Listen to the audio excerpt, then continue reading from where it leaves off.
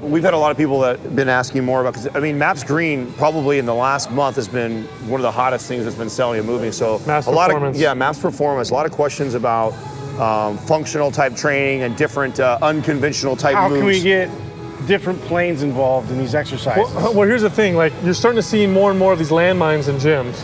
I love that they now have this. A lot of squat racks now have this attachment right here. That didn't exist like 10 years ago. This attachment right here attaches to a barbell.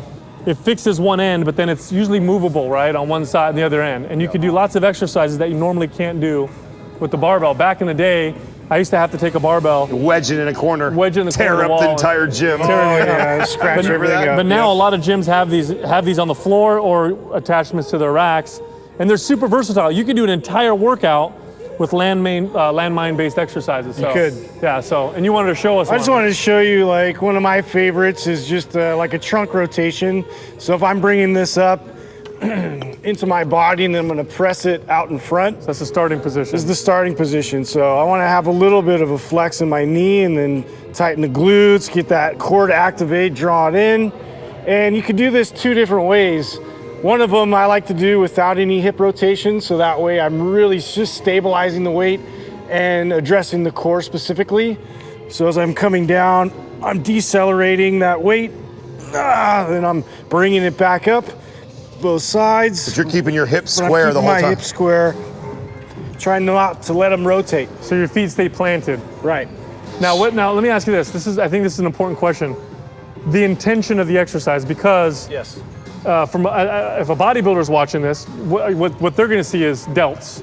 That you're lifting it with your delts, right? Okay, it looks like a front raise to the side, but the intention changes it quite a bit. You could muscle it that way, right? Right. If that was your focus. But this is a core exercise. This is a core exercise. This is what the intention here is, to work your core and address it, and get transplanal movement out of it, basically. So what do you do with the intention? How do you make this your core movement? Is it the focus on the?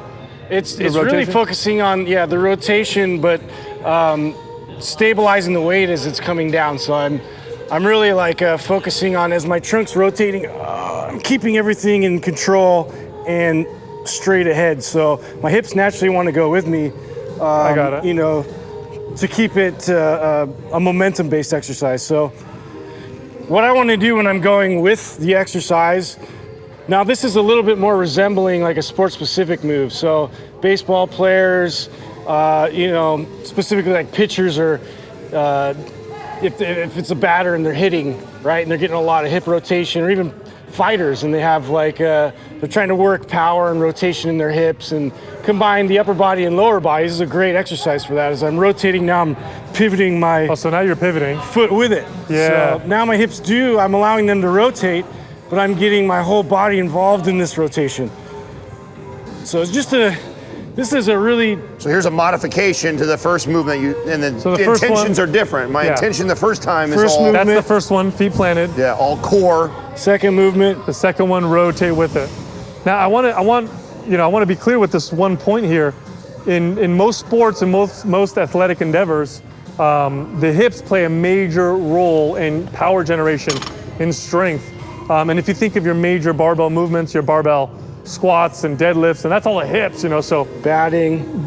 So now in sports, punching, throwing, batting, swinging, everything, almost everything. So really, the thing is this: is that there's one or two types of people that would do the difference in this, right? Like if I have my everyday Jane or Joe that have come in the gym and are working out, they just want to get a good core work. Like I would do the first one. I would keep them planted. Yeah. That's what we're trying. I'm trying to get them engaged, sending that signal to their transverse abdominis to keep themselves stable the entire time. So we're focused more on that. If I'm training an athlete, I would probably do the second one. And you could do it a little more explosively, which I didn't really show, but as I'm coming down, I'm ripping it up, I'm ripping it down. Oh, excellent. So you're basically simulating a wood chop with the landmine. Emulating a wood chop, yeah. So it's just great because there's not a lot of creativity to get into like transverse plane movement. It's hard to put that in your program, and this is an easy way to really implement it.